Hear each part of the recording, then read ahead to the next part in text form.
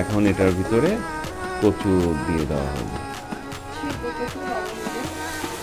লবণ দিয়ে সিদ্ধ করা কচু দিয়ে দেওয়া হলো। কচুর লতির মতনই দেখতে মনে হচ্ছে ব্যাপারটা, পুরো গলে যাবে না, মানে কচু শাক যেভাবে রান্না করেন ওরকম হয়ে যাবে। এই কচুতে প্রচুর আয়রন রয়েছে এবং এটা খেলে মুখ চুলকাবে। মুখ চুলকানোর জন্য কি পদ্ধতি নুসরাত?